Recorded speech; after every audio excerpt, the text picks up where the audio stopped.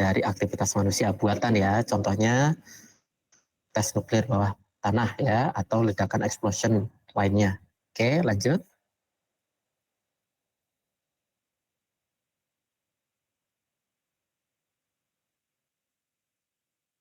Apalagi? Disebabkan oleh kerak bumi atau lempeng. Orang ya. Oke, saya coba panggil satu. Feti Fatima. Feti Fatima, bisa dengar saya? Iya, Pak. Feti Fatima, tadi saya menjelaskan terkait amplitudo. Amplitudo itu apa? Amplitudo?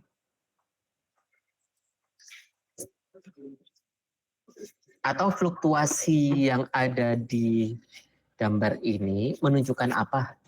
Amplitudo itu ukuran jarak maksimum suatu gelombang, Pak. Ukuran jarak maksimum suatu gelombang. Dan nggak usah dari tempat-tempat lain, Feti Fatima ya. Sekarang Feti Fatima lihat gambar ini, fluktuasi yang terjadi pada gambar ini mewakili apa, Feti? Sebentar ya, Pak. Soalnya slide-nya di saya nggak kelihatan, Pak. Nggak kelihatan. Yang lain kelihatan tidak?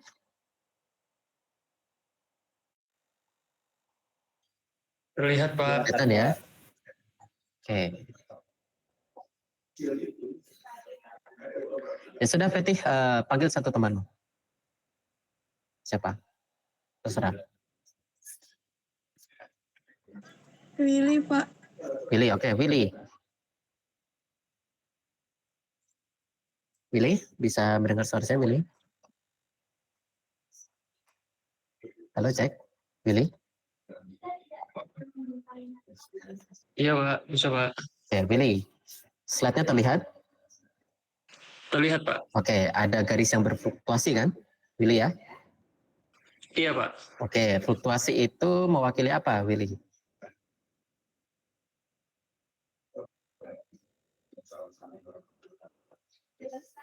Kalau dalam seismometer, ketika kita menempatkan seismometer pada suatu lokasi, ya, nah fluktuasi yang direkam oleh seismometer itu menunjukkan apa, Willy? Izin, Pak, untuk yang saya ingat tadi itu, fluktuasi itu menunjukkan penjalaran gelombangnya, Pak. Jadi ketika terdapat fluktuasi yang terbaca di seismograf itu menandakan ada gelombang yang terbaca, Pak. Seperti itu, Pak. Oke.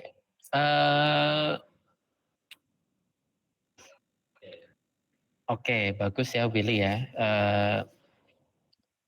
Coba Willy bayangkan ya bahwa kita punya seismometer itu kita ketempatkan di meja, ya.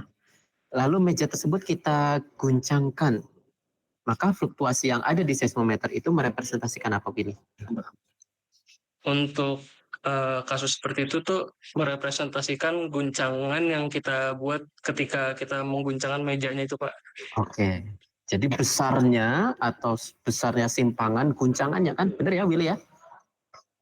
Iya, Pak. Oke, besarnya simpangan guncangan yang kita lakukan selama periode tertentu, ya, itu yang terwakili oleh rekaman seismogram. Ya. Jadi rekaman seismogram itu sejatinya merekam seberapa besar guncangan pada periode tertentu. Ketika ada guncangan yang tiba pertama kali dan itu mempunyai simpangan yang besar, kalau kita lihat di sini ya, simpangan yang besar seperti ini, ya. Oh, mungkin saja yang tiba pertama kali ketika ada gempa itu adalah gelombang P. Lalu ketika ada simpangan yang besar lagi di waktu-waktu berikutnya gitu ya, setelah jeda beberapa waktu dari guncangan pertama gitu ya, ada guncangan lagi yang kelihatan besar gitu ya. Nah, ini kita sebut sebagai rekaman gelombang S. Nah, baru setelah itu yang terakhir adalah gelombang permukaan. Ya, jadi besarnya fluktuasi ini memperlihatkan besarnya guncangan. Ya, besarnya fluktuasi yang ada di gambar ini memperlihatkan besarnya guncangan. Ya, guncangan apa? Guncangan akibat gelombang yang disebabkan karena gempa. Oke. Paham semua? Bisa dipahami semua? Semua yang ada di sini? Paham, Pak. Paham ya? Kalau paham saya coba tanya, Guevara. Guevara? Halo? Iya, Pak. Oke, Guevara. Sekarang Guevara lihat ya. Di sini ada simpangan-simpangan getaran yang terlihat pada rekaman. Dan kalau kita lihat, kita sudah klasifikasi nih. Ada guncangan akibat gelombang P, ada guncangan akibat gelombang S, dan ada guncangan akibat gelombang permukaan. Nah, sekarang saya ingin bertanya, Guevara. Simpangan mana yang paling besar? Gelombang P, gelombang S, atau gelombang permukaan? Khusus pada gambar ini.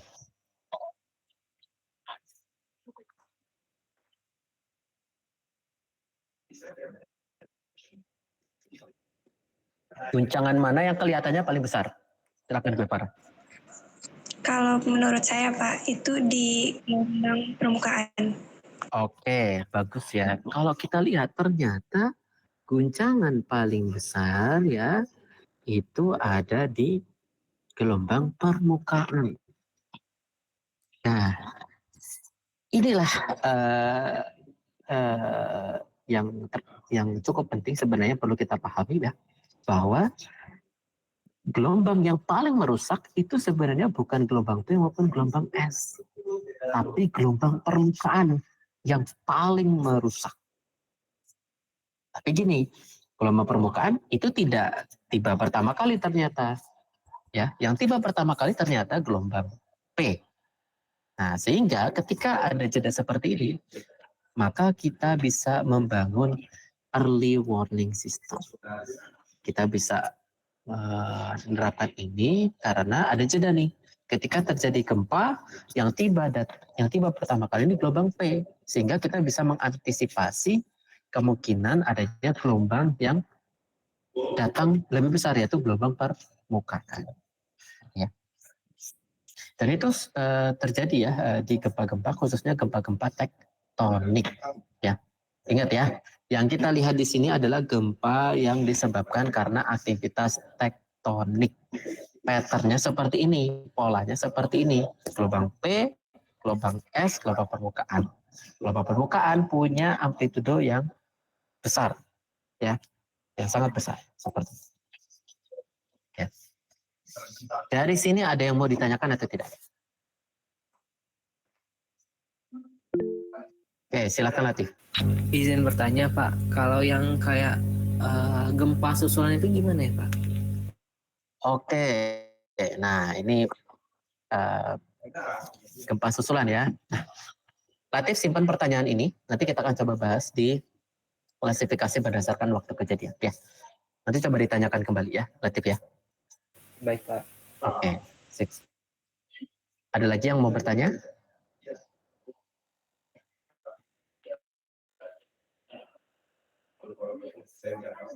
Tidak ada? Oke, kalau tidak ada, kita lanjut ya. Nah, kalau kita lihat ini adalah pattern atau pola yang kita bisa lihat di rekaman seismogram khusus gempa tektonik.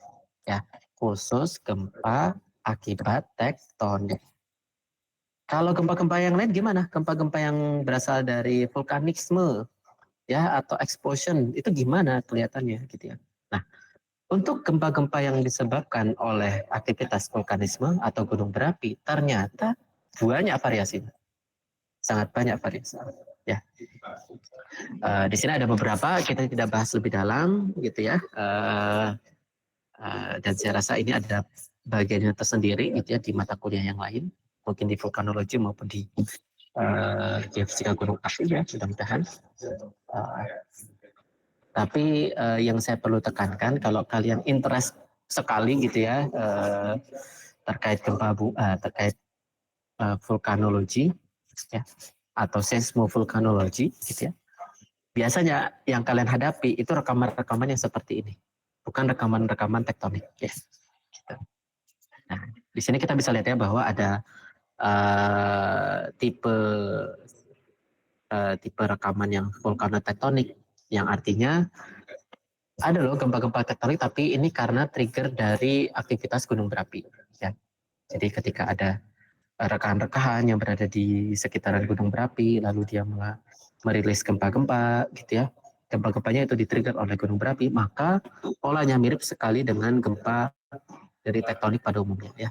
Ada gelombang P, ada gelombang S, dan ada gelombang permukaan. Kalau ada, ya.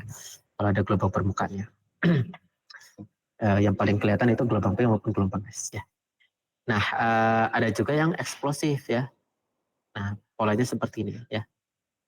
Lalu ada hybrid. Nah, hybrid ini kombinasi antara gelombang dengan frekuensi tinggi maupun frekuensi rendah.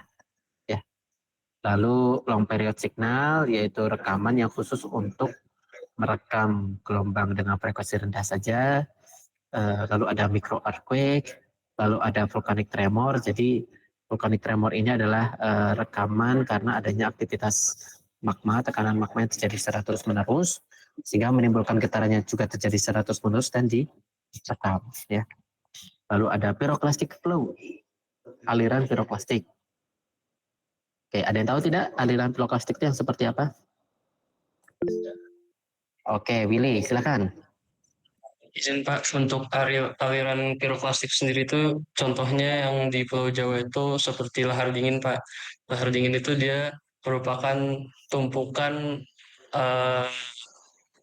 material piroklastik atau material vulkanik yang terbawa oleh air karena sebelumnya terjadi penumpukan dan diguyur oleh hujan. Kemudian hujan tersebut akan membawa material-material tersebut sehingga banjir yang ditimbulkan itu memiliki densitas yang tinggi dan bersifat perusak, Pak. Seperti itu, Pak.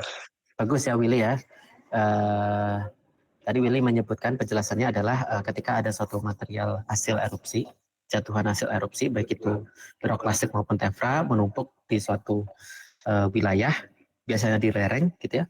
Lalu tercampur oleh air yang disebabkan karena hujan maupun pencairan geyser ya, pencairan es ya. Biasanya itu terjadi di subtropis, bukan di tempat kita. Lalu campuran tersebut akan membentuk sebuah aliran yang berkecepatan tinggi, merusak, terus yang kita sebut sebagai bukan pyroclastic flow tapi banjir lahar. Ya, jadi Willy, penjelasan Willy itu masuk ke kategori banjir lahar. Nah, adapun pyroclastic flow itu contohnya wedus gembel di Gunung Merapi ya. Jadi ada hasil erupsi, itu hasil erupsi yang punya densitas yang tinggi, jadi nggak ke atas, nggak membumbung ke atas, membentuk tephra, jatuhan tephra gitu, bukan. Tapi dia mengalir di sepanjang lereng. Nah, piroklastik itu yang kita sebut sebagai aliran piroklastik. Oke, nah karakteristik yang terlihat di rekaman seismogram itu seperti apa? Seperti ini. Punya frekuensi yang sangat tinggi kelihatannya ya. Seperti itu. Yang atas ini adalah pyroclastic flow, yang bawah ini adalah lahar.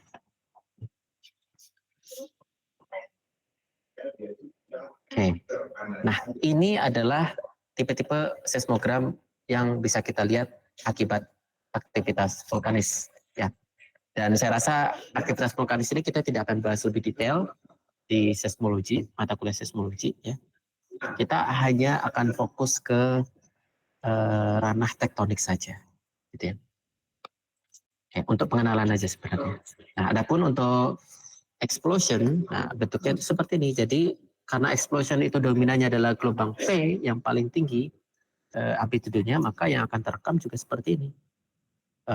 Yang paling kelihatan itu adalah gelombang P-nya dibandingkan dengan gelombang-gelombang yang lain. Beda dengan gempa yang disebabkan karena tektonik.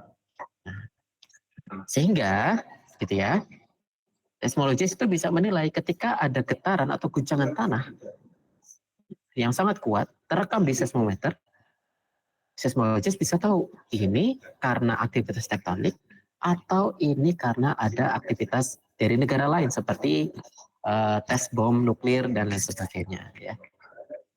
Atau aktivitas ledakan buatan manusia ya, bisa jadi seperti itu. Ya. Oke, jadi kalau mau rahasia-rahasiaan sebenarnya nggak bisa terlalu rahasia juga sih ya kalau aktivitas nuklir seperti ini ya. Karena nanti getarannya bisa merambat ke mana-mana karena energi yang sangat besar. Oke, dari sini ada yang mau ditanyakan? Bisa dipahami semuanya?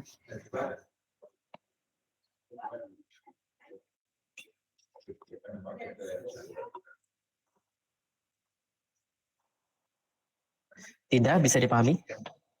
Cukup jelas, Pak. Oke, cukup jelas. Oke, sekarang kita lanjut ke klasifikasi berikutnya. Oke, di klasifikasi berikutnya yaitu berdasarkan magnitudo, itu kita bagi dua kelompok. Yang pertama berdasarkan kelas, yang kedua berdasarkan skala. Ya, jadi kelas ini ada kelas minor, tidak berdampak, lalu light, gempa-gempa ringan, moderate, gempa sedang, strong, gempa kuat, major, gempa yang berdampak, dan great, itu gempa-gempa besar. Dan kalau kita lihat ya, di sini kenapa dimulai dari 3? Karena untuk gempa-gempa di bawah 3 itu biasanya nggak kerasa sama sekali. Ya. Nggak kerasa sama sekali gempa-gempa di bawah 3. Namun tetap bisa terekam di seismograf. Di seismograf ya. Oke, di sini kita bisa lihat dari 3 sampai 3,9 tidak berdampak, seterusnya dan seterusnya dan seterusnya sampai gempa besar di atas 8. Oke. Kira-kira yang paling tinggi secara sejarah ya, berdasarkan sejarah modern, magnitudo yang paling besar itu terjadi di nilai berapa? Di angka berapa?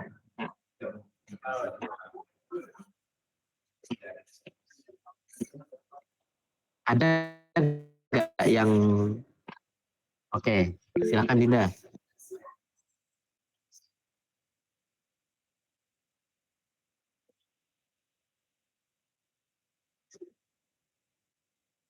Oke, 6 ke atas. Yang paling besar yang pernah terjadi dalam sepanjang sejarah umat manusia itu paling besar berapa magnitudonya? Oke, Latif. Itu ada di gempa Chile di 9,5 magnitudo, Pak. Oh, 9,5. Oke, Sandy Diego. Coba Sandy Diego tadi mengacungkan, silakan. Tadi udah dijawab Latif, Pak. Terus mau nambahin satu lagi mungkin di gempa Aceh, Pak, 9,1, Pak. Mungkin ditambah itu aja, Pak. Oke, bagus. Nah, kalau gitu bisa nggak gempa terjadi dalam magnitudo 10?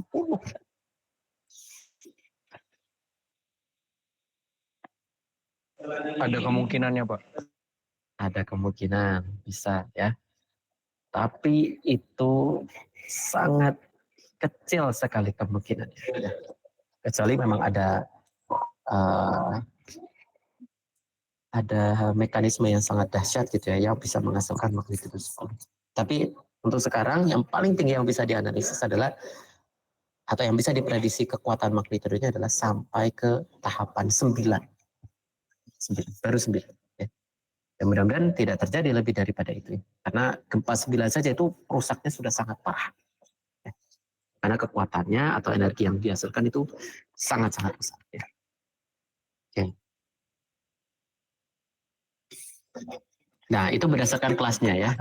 Ada pun berdasarkan skalanya. Maksudnya adalah skala frekuensi terjadi ya pada setiap magnitudo. Kalau kita lihat di sini, ternyata untuk gempa-gempa kecil terjadi setiap tahunnya itu 900 ribuan. Ya.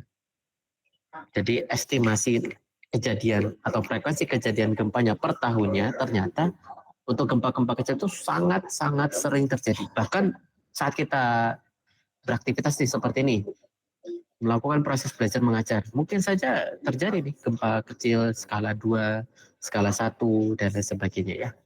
Dan itu sangat frekuent terjadi, sangat sering terjadi. Oke. Nah, adapun untuk gempa di atas 2,5, misalkan 2,55 sampai 5,4 itu mulai reduce ya, mulai terkurangi angkanya menjadi 30 ribuan. Lalu gempa 5,5 sampai 6.500 per tahun, dan terus begitu sampai gempa 7 sampai 7,9 mungkin 20 kejadian gempa dalam setahun. Dan untuk gempa 8 bahkan lebih, itu kemungkinan terjadinya bisa 5 atau 10 tahun sekali ya. Jadi bukan beberapa kali dalam setahun ya. Sekali terjadi itu bisa berpuluh-puluh tahun. Oke. Dan itu trennya sebenarnya, itu tren kejadian gempa ya. Dari magnitudo kecil sampai magnitudo besar. Magnitudo kecil paling banyak terjadinya gempa, sedangkan magnitudo besar itu jarang sekali terjadi. Ya. Memang trennya seperti itu. Oke. Nah, sekarang saya coba bertanya nih, ya, coba ke Hadi Sabilil Haq. Mana Hadi? Hadir Pak. Hadir ya, Hadi. Oke. Kira-kira Hadi punya pendapat gak kenapa untuk magnitudo kecil itu sering sekali terjadi, sedangkan magnitudo besar itu jarang sekali terjadi?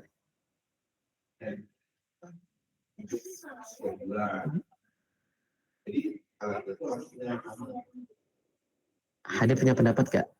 Dari faktor apa sih magnitudo besar itu jarang sekali terjadi, tapi magnitudo kecil itu sering sekali terjadi?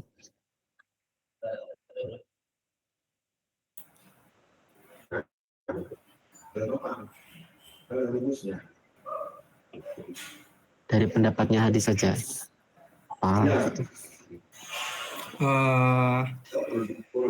Mungkin kalau dari Adi, dari pendapat Adi bisa jadi karena gempa yang disebabkan oleh pelepasan energi yang terkumpul di kerak bumi akibat pergerakan lempeng tektonik, Pak. Dan juga melepaskan energi yang lebih sedikit, sehingga lebih sering terjadi daripada gempa yang besar. Kira-kira pendapat Adi seperti itu, Pak. Oke, bagus. Tadi ada kata kuncinya yaitu energi yang terkumpulkan. Bagus ya Hadi ya. Yang lain ada yang bisa menyempurnakan? Silakan. Resen.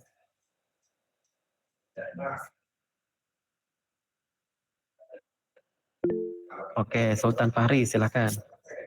Mungkin lebih mempermudah dari bahasa Hadi ya Pak ya. Kenapa gempa kecil ataupun magnitudo kecil itu lebih sering terjadi, karena pelepasan energi yang dilakukan oleh magnitudo kecil itu relatif lebih kecil. Dimana kalau dalam pelepasan energi juga kan dibutuhkan usaha. Jadi usaha yang dilakukan oleh magnitudo lebih kecil itu lebih sedikit, jadi lebih sering terjadi. Sedangkan gempa dengan magnitudo yang lebih besar itu terjadi karena membutuhkan usaha yang jauh lebih besar ataupun pemicu yang lebih besar. Makanya energi yang dilepaskan itu jauh lebih besar, yang lebih besar itu sangat jarang, seperti itu Bapak. Oke, bagus ya Sultan Fahri ya. Nah, penjelasan dari Hadi dan Sultan Fahri betul ya. Ketika gempa terjadi dalam magnitudo yang besar, maka energi yang dirilis juga akan sangat besar. Nah, energi tersebut itu tidak ada begitu saja, pasti dikumpulkan terlebih dahulu. Ya. Energi itu akan dikumpulkan terlebih dahulu. Nah, proses pengumpulan energi itu akan lebih lama untuk skala besar dibandingkan dengan skala yang kecil. Ya. Seperti itu. Nah, Dan harusnya ya kalian gitu ya pasti akan berpikir di mana gempa tersebut bisa mengumpulkan energinya, atau melalui proses apa energi tersebut bisa dikumpulkan, atau dalam kondisi apa ketika energi itu sudah dikumpulkan baru terjadi pelepasan pada tahapan apa. Nah, itu kan penjelasan pemahaman-pemahaman yang sangat kritis kan, dan itu harapannya kalian punya pertanyaan itu di benak kalian simpen dulu, kita akan coba bahas di pasca UTS ya, di pertemuan sumber gempa. Itu kita akan coba bahas lebih detail di sana ya. Intinya harapan saya kalian paham dulu bahwa ketika energi yang dirilis itu sangat besar, maka energi tersebut butuh dikumpulkan dalam waktu yang lama. Bisa dipahami semuanya? Bisa, Pak. Oke. Kita lanjut ya ke slide berikutnya. Nah, ini dia. Ya, kita masuk ke klasifikasi gempa berdasarkan waktu kejadiannya. Oke. Ternyata gempa itu tidak terjadi sendiri ya. Biasanya gempa itu terjadi secara rentetan ya. Secara rentetan gempa ya. Nah, rentetan gempa itu nanti kita bagi, ada yang foreshock, ada yang mainshock, dan ada yang aftershock. Intinya, foreshock adalah gempa-gempa yang terjadi sebelum gempa utama atau yang kita sebut sebagai mainshock. Ya, mainshock adalah gempa utamanya, dan aftershock adalah gempa-gempa yang terjadi setelah gempa utama. Ya. Oke. Contoh sederhananya saya coba buka.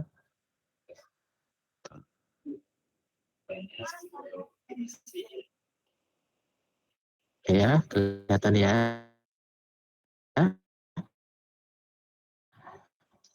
Nah, di sini kalian bisa lihat ya bahwa pada saat gempa terjadi, ternyata gempa tersebut memiliki rentetan. Ya. Nah, rentetan yang terjadi sebelum gempa utama itu disebut sebagai gempa foreshock, ya. Yang kalian bisa lihat itu yang berwarna biru, ya. Lalu yang berwarna merah itu adalah gempa utama, cuma satu, ya. Adapun gempa setelah gempa utama itu kita sebut sebagai gempa aftershock. Oke, itu ciri-ciri pertamanya, ya. Ciri-ciri pertamanya. Adapun ciri-ciri berikutnya adalah gempa mainshock itu akan selalu lebih tinggi magnitudenya. Jadi di antara rentetan-rentetan gempa, ketika ada gempa yang paling tinggi magnitudenya, maka gempa tersebut kita sebut sebagai gempa mainshock. Jelas semuanya? Bisa dipahami? Bisa, Pak. Bisa, Bisa, Pak. Oke, kalau bisa saya coba tanya Andreas Purba. Andreas Purba. Iya, Pak. Oke, Andreas Purba. Misal nih ada contoh. Ada contoh rentetan gempa dari tanggal 1 sampai tanggal 30. Ya. Ternyata di tanggal 7 ada gempa yang sangat tinggi magnitudenya. Ya, yang paling tinggi magnitudenya. Kira-kira pasti enggak di tanggal 7 itu adalah gempa mainshock? Kalau dari besar gempa ya Pak, bisa dikatakan pasti dikarenakan itu gempa yang paling besar magnitudenya Pak, gitu. Oke, bagus ya Andreas Purba ya. Jadi gempa di tanggal 1 sampai tanggal 6 adalah gempa foreshock, terus gempa di tanggal, ini sederhananya saja ya, gempa di tanggal 8 sampai tanggal 30 adalah gempa aftershock-nya.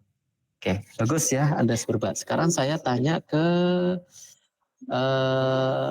Erianti Sihombing. Mana Erianti? Erianti? Hadir, Pak. Hadir ya. Oke, sekarang konteksnya beda.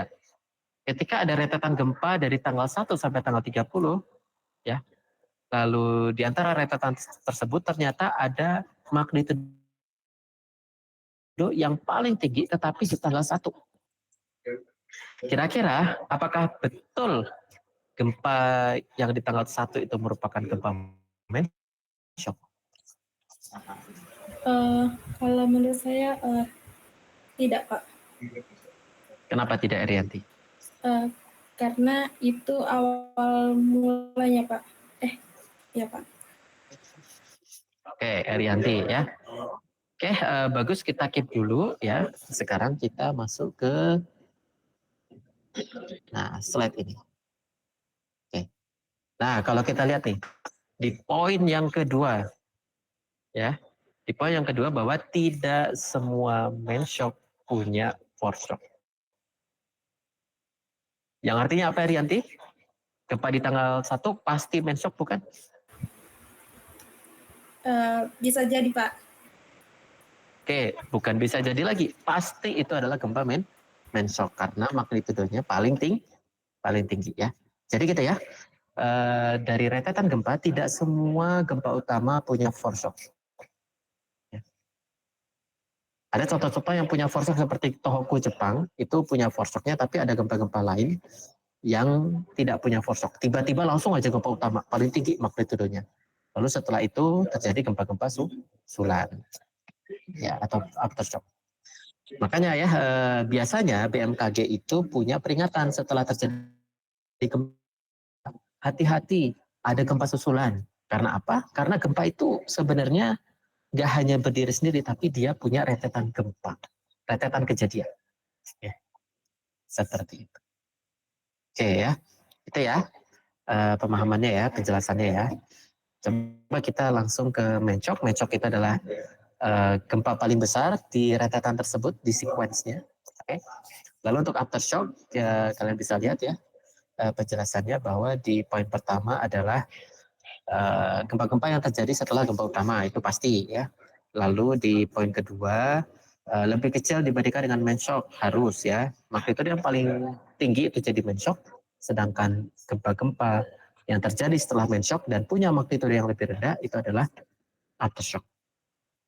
Yang ketiga, nah ini yang cukup penting juga ya, bahwa rentetan gempa susulan itu nggak hanya dalam hitungan hari saja. Bisa jadi dalam hitungan minggu, hitungan bulan, bahkan hitungan tahun. Contohnya, gempa Aceh tahun 2004, rentetan gempa susulannya itu nggak hanya sehari 2 hari, berbulan-bulan, bahkan bertahun-tahun. Ya, itu gempa Aceh saat itu 2004. Nah,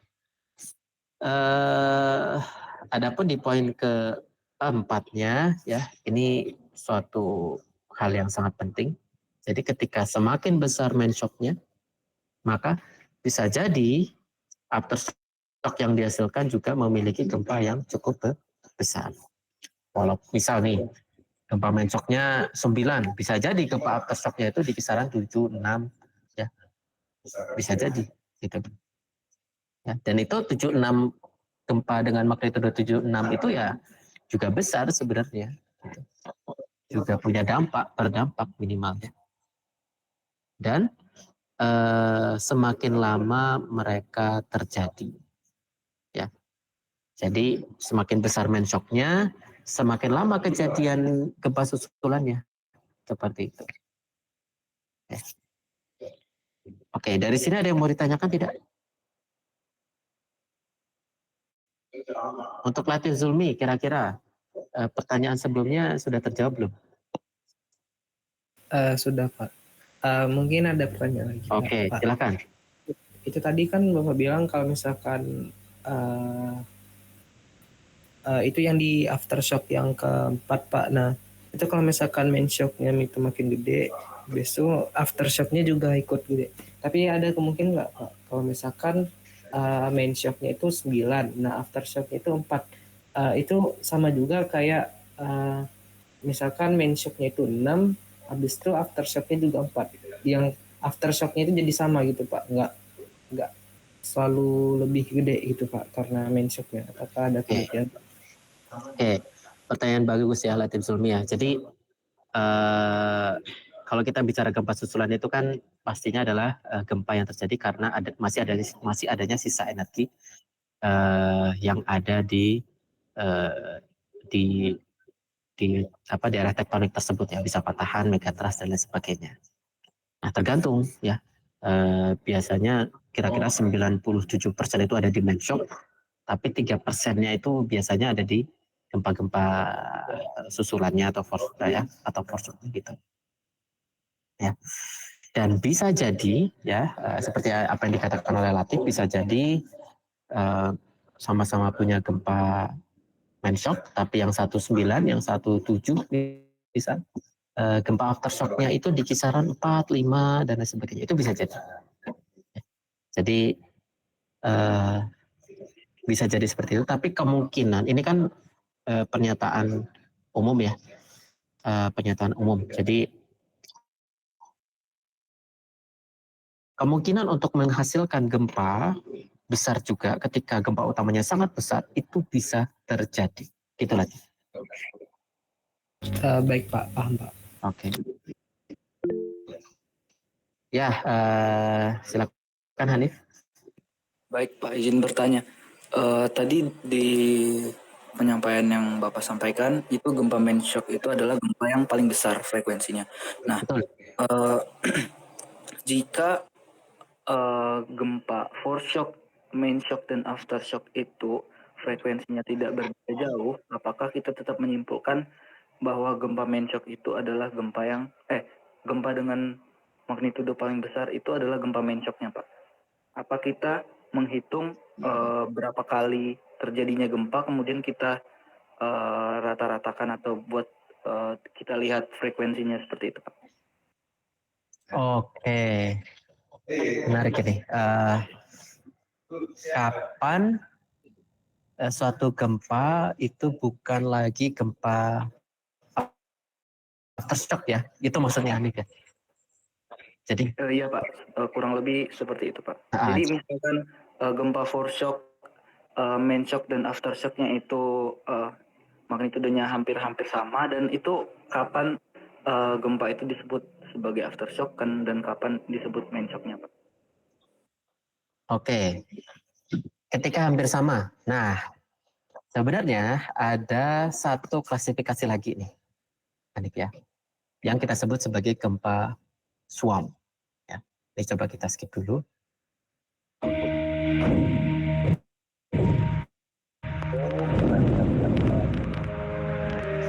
Nah, ini kita coba lompat dulu, Hanif ya. Jadi ada namanya rentetan gempa swarm. Apa itu gempa swarm? Ya, sekalian kita bahas juga ya. Gempa swarm merupakan gempa-gempa yang sama seperti ada rentetan juga, tapi tidak punya main shock yang teridentifikasi, yang artinya gempanya itu mirip-mirip loh sebenarnya, magnitudenya itu mirip-mirip saja, tidak ada yang satu signifikan besar seperti itu. Ya. Nah, gempa swarm ini sama seperti rentetan gempa main shock, foreshock, aftershock, ya. Dia bisa dalam hitungan hari, minggu, bahkan bisa dalam waktu berbulan-bulan, ya. Itu. Nah, tapi yang membedakan itu gempa swarm itu biasanya terjadi ya di aktivitas geotermal atau di daerah vulkanis atau di daerah patahan, tapi patahannya itu creeping sistemnya. Tahu creeping nggak? Seperti retak-retak gitu Pak. Oke. Tahu tipe longsoran, tapi longsorannya itu creeping. Longsoran tapi creeping. Yang artinya dia itu terjadi longsoran tapi perlahan. Bergeraknya tanah itu perlahan. Ada pergerakan tanah yang ke bawah tapi dia perlahan-lahan karena dia lokasinya itu landai. Jadi pergerakan tanah itu enggak terus enggak signifikan langsung truk gitu ya. Enggak. Nah, patahan itu kadang juga gitu. Kadang ada patahan yang bergeser, tapi pergeserannya itu melambat saja terus. Itu creeping namanya. Terbayang nggak? Iya Pak, sudah terbayang Pak. Bayang ya, jadi ada pergeseran yang bertahap, terus melambat gitu ya. Nah itu biasanya berasosiasi pada gempa suam, gitu ya. Nah ini kita langsung masuk ke materi saja ya. Yang lain juga memperhatikan ya. Jadi ada loh rentetan-rentetan gempa yang tidak teridentifikasi main shock-nya karena magnitudenya itu mirip-mirip gitu di semua rentetan gempa ini. Nah, itu kita sebut sebagai gempa suam. Jelas, Hanif? Jelas Pak. Oke. Nah, sekarang kalian coba lihat ya salah satu video. Video ini menjelaskan foreshock, main shock, dan aftershock ya. Dalam bahasa Inggris, tapi saya harap kalian bisa memahami.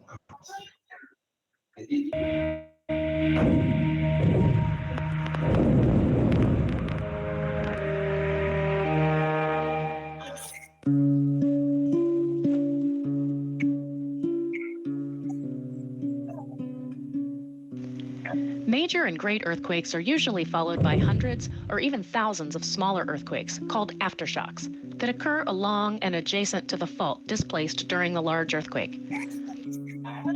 In some earthquake sequences, a smaller earthquake called a foreshock precedes the main shock, like the one that occurred 2 days before the 2011 Tohoku-oki magnitude 9.1 earthquake. Rare exceptions, all magnitude 7 to magnitude 9 earthquakes have a collection of smaller magnitude aftershocks that can occur for weeks, years, or even centuries after the main shock. On the other hand, many major and great earthquakes do not have a foreshock preceding the main shock. Important observations about foreshocks and aftershocks are provided by the 2002 magnitude 7.9 earthquake in the Alaska Range. First, some background. The Alaska Range is a narrow, 650-kilometer-long mountain range far from the subduction zone plate boundary. The Yakutat terrain was an oceanic plateau that traveled northwest on the Pacific Plate and began colliding with the continental margin about 25 million years ago. It now acts like a geologic snowplow, driving immense blocks of continental crust in a counterclockwise rotation. Right lateral strike-slip faulting along the Castle Mountain and Denali faults accommodate this crustal block rotation. At a magnitude 7.9, the November 3, 2002 Denali main shock was one of the largest strike-slip earthquakes in North America. The earthquake rupture started at a depth of 5 kilometers, with 4 meters of displacement on the previously unknown Susitna Glacier fault. It continued with up to 8 meters of right lateral displacement on the Denali fault, and then branched onto the Tachunda fault for a total rupture length of 340 kilometers. Let's now examine the entire sequence of earthquakes that occurred along the Denali fault from late 2002 into 2003. The sequence started on October 23rd with the magnitude 6.7 Nenana Mountain earthquake that was followed by aftershocks spread over a 45-kilometer-long segment of the Denali fault. The resulting fault displacement decreased shear stress on that part of the fault, but increased stress on the adjacent segment to the east. On November 3rd, the magnitude 7.9 main shock occurred, with the epicenter located 22 kilometers east of the magnitude 6.7 epicenter. The October 23rd earthquake is now called a foreshock because it triggered the magnitude 7.9 main shock 11 days later. However, we didn't know it was a foreshock until November 3rd, when the larger main shock occurred. That magnitude 7.9 main shock was destined to eventually occur, but was hastened by the change in stress caused by the foreshock. Seismologists have analyzed countless foreshock, main shock pairs of earthquakes, and earthquake triggering in general. Unfortunately for earthquake prediction, there are no special characteristics of an earthquake that let us know it is a foreshock of a larger main shock that is yet to come. The major redistribution of stress during the main shock triggered an aftershock sequence of smaller earthquakes along the main shock rupture zone. Aftershocks are smaller earthquakes on patches of the rupture zone and adjacent smaller faults that occur as rocks along the rupture adjust to the new state of stress. 760 aftershocks of magnitude 3 or larger occurred during the 30 days following the November 3rd main shock. The entire earthquake sequence reduced a large amount of shear stress that had built on the Denali Fault over the preceding decades and centuries. 14 aftershocks had magnitudes greater than 5, and the largest occurred 10 minutes after the main shock, with a magnitude of 5.6.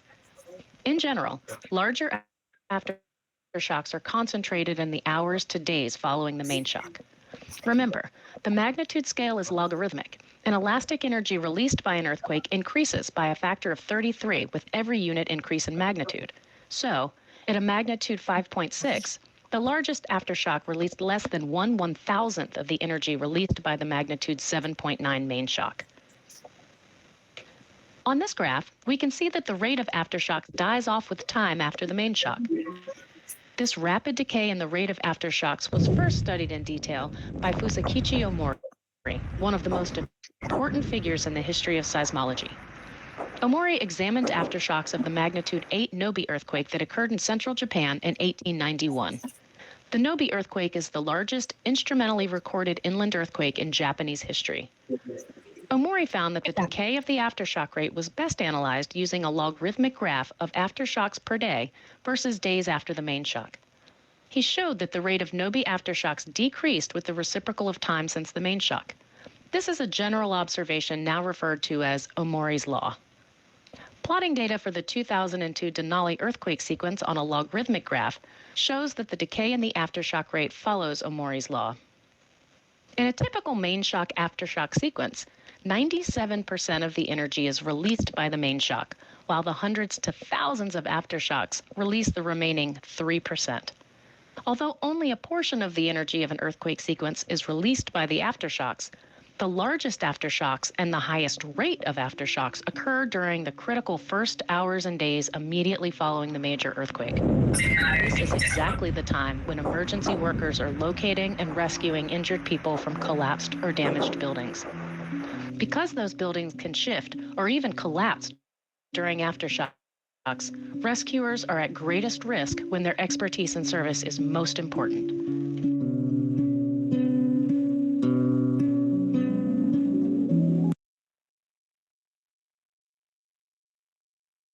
Oke ya, saya coba tanya ya ke Trista Rizkia. Trista Rizkia, halo.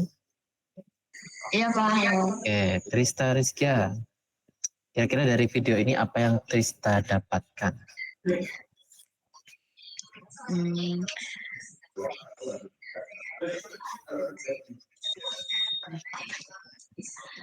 Pelajaran apa yang Trista bisa ambil dari video ini?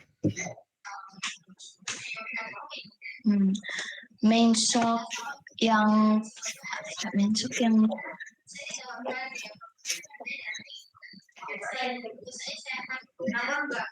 saya nggak bisa merangkai kata-katanya, susah. Gimana ya? Oke, pelan-pelan aja, santai. Ya. Silakan.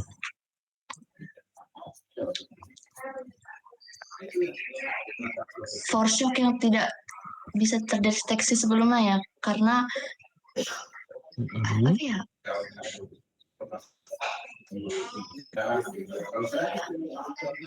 Karena apa? Force shock yang tidak bisa mendeteksi main shock karena ada apa ya, stres apa itu tadi?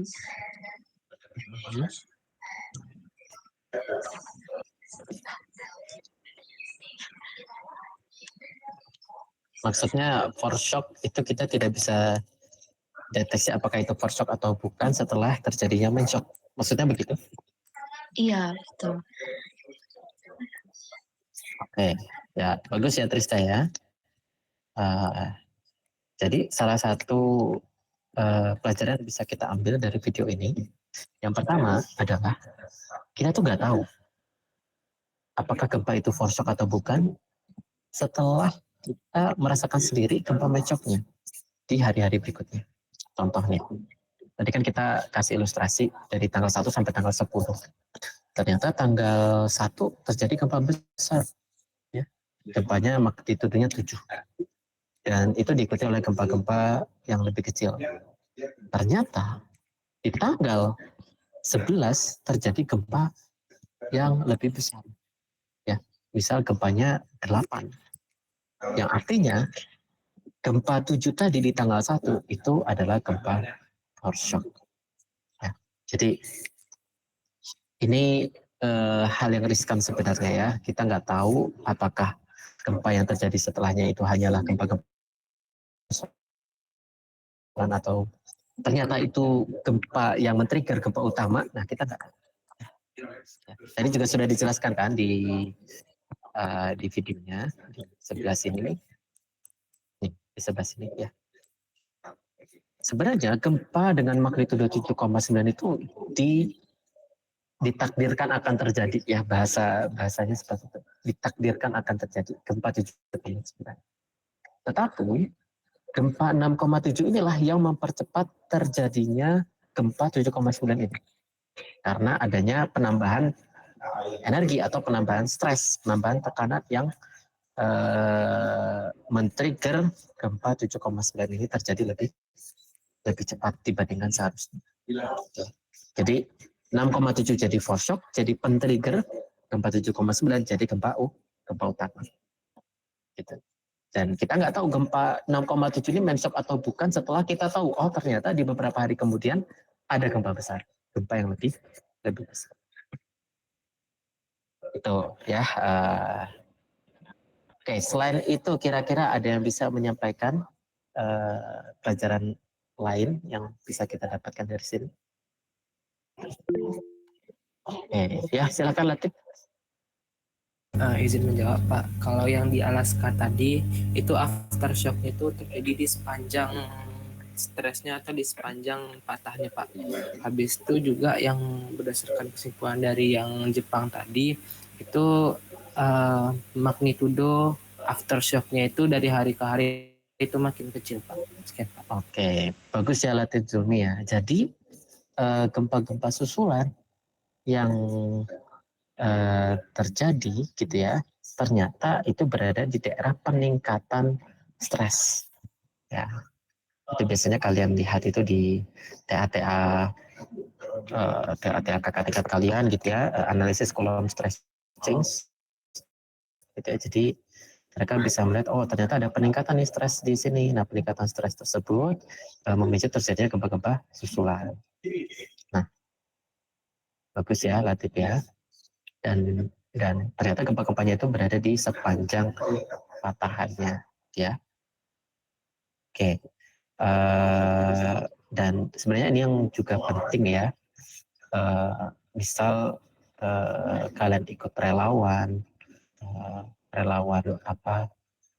penyelamatan korban gitu ya akibat gempa, perlu diperhatikan ya. Gempa-gempa susulan itu akan terjadi sebenarnya ya. Ketika ada gempa besar terjadi, nggak mungkin nggak ada gempa susulan, pasti ada gempa-gempa susulan. Nah, gempa-gempa susulan ini bahayanya ya, atau paling banyak gempa-gempa besarnya terjadi di beberapa jam sampai beberapa hari terjadinya gempa utama. Jadi ini sangat berbahaya bagi para penyelamat ya, yang lagi menyelamatkan korban tertindih tapi dia selamat dan lain sebagainya, atau sedang mengevakuasi beberapa korban jiwa yang berada di sana gitu ya, seperti itu ya. Nah itu harus hati-hati karena ada bangunan-bangunan yang rawan akan rubuh ketika terjadi gempa utama. Setelah terjadi gempa utama pasti ada bangunan-bangunan yang rusak yang mungkin saja itu butuh trigger sekali lagi untuk dia rubuh. Nah, itu hati-hati ya, dan kita sebenarnya nggak tahu apakah gempa yang terjadi itu hanyalah foreshock dari gempa utama, ya. Apakah itu memang benar-benar gempa utama? Nah, ini kita juga nggak tahu. Jadi itu ada pelajaran kedua yang bisa kita, pelajaran ketiga ya, pelajaran ketiga yang bisa kita ambil dari video ini terkait mitigasi bahayanya. Perlunya kita mempersiapkan diri ketika kita melakukan mitigasi dan bahkan melakukan penyelamatan terhadap beberapa korban jiwa relawan ya seperti itu ya. Oke, kita lanjut ke klasifikasi berikutnya. Ini juga sudah kita bahas. Nah, sekarang kita lanjut ke klasifikasi gempa berdasarkan kedalaman. Ya. Adapun klasifikasi gempa berdasarkan kedalaman itu ada 3, ada gempa dangkal, gempa menengah, dan ada gempa dalam. Shallow earthquake gempa dangkal, intermediate gempa menengah, deep earthquake gempa dalam. Ya. Oke. Sebenarnya ada beberapa perbedaan di beberapa literatur. Ada yang mengatakan 0 sampai 60, 0 sampai 70, 0 sampai 50 atau 66 gitu. Saya lupa ya. Tapi di sekitaran itulah gempa-gempa dangkal ya. Jadi kira-kira dari 0 sampai 70 km. Ya. Lalu dari 70 sampai 300 km itu gempa menengah, dan di atas atau di bawah ya, lebih dalam dari 300 km itu adalah gempa dalam. Nah, namun untuk menyederhanakan gitu ya, terkadang ada orang yang membagi 2 saja. Ada gempa dangkal dan ada gempa dalam, dangkal sama dalam. Itu gempa dalam ini biasanya diaplikasikan pada gempa-gempa lebih dari 70 km. Nah, kenapa ada pembagian seperti ini gitu ya? Pembagian seperti ini itu didasarkan pada fenomena yang terjadi di zona subduksi sebenarnya. Oke. Gempa-gempa dalam itu sebenarnya nggak terjadi di zona-zona divergen gitu ya. Tahu ya zona-zona divergen itu apa ya? Di daerah pemekaran samudra atau di zona transform gitu ya. Di daerah patahan-patahan yang kalian sering jumpai gitu ya. Tidak pernah itu terjadi gempa-gempa dalam kecuali satu lokasi, di zona subduksi. Ya, di zona subduksi itu ada lempeng litosfer yang menujam sampai dalam. Ya, Fatan, kenapa? Ada apa, Fatan? Kepencet, Pak. Oh, kepencet, oke. Sip. Saya lanjutkan ya. Gempa-gempa dalam itu hanya terjadi di zona subduksi ya, tidak ada itu di zona divergen, di zona transform itu nggak ada tuh gempa-gempa dalam, ya. Jadi gempa-gempa dalam itu biasanya berasosiasi dengan zona subduksi. Karena apa? Karena ada sebagian lempeng litosfer yang masuk ke dalam mantel, menujam masuk ke dalam mantel sampai beberapa puluh kilometer hingga beberapa ratus kilometer seperti itu. Ya. Daerah-daerah itu yang biasanya men-trigger gempa-gempa bumi dalam. Jadi ada polanya sebenarnya. Ketika kalian petakan tuh pola seismisitas di bawah permukaan, nanti ada pola gempa-gempa dalam yang memperlihatkan sebuah tren kemiringan. Ya kalian bisa lihat tren kemiringan itu maksudnya ini nih. Ini tren kemiringan ini. Nah, tren kemiringan ini menunjukkan ya bentuk slabnya sebenarnya, gitu aja. Ya. Adapun gempa-gempa dangkal itu ya gempa-gempa patahan, gempa yang terjadi di transform, terus zona divergen gitu ya, dan lain sebagainya. Tapi untuk zona subduksi itu biasanya terjadi di daerah megatrust. Apa itu daerah megatrust? Daerah megatrust adalah area kontak ya dua lempeng yang bertabrakan ya di daerah konvergen ya. Ketika ada dua lempeng yang bertabrakan seperti ini ya, maka area ini kita sebut sebagai area megatrust.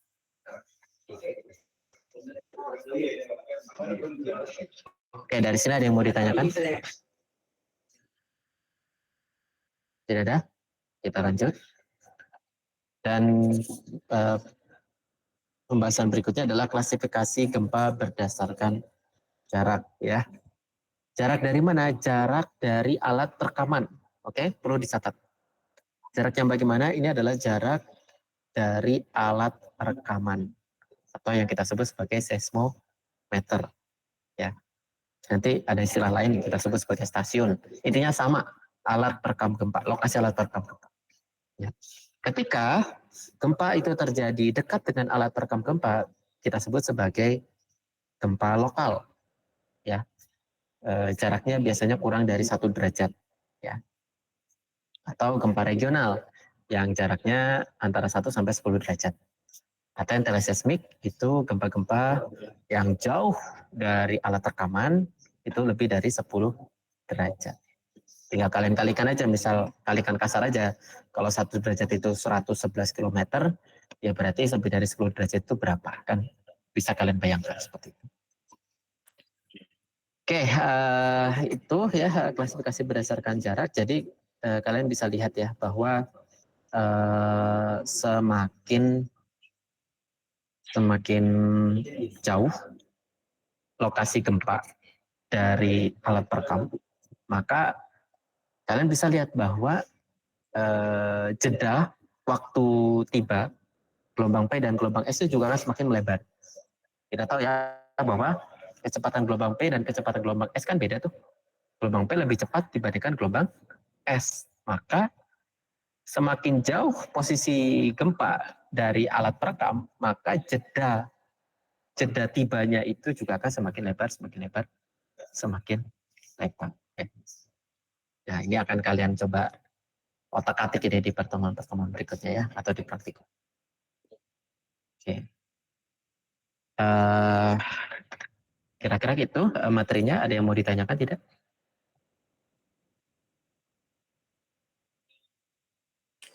Jelas, Pak. Bisa dipahami? Oke, kalau sudah, saya coba absen dulu ya.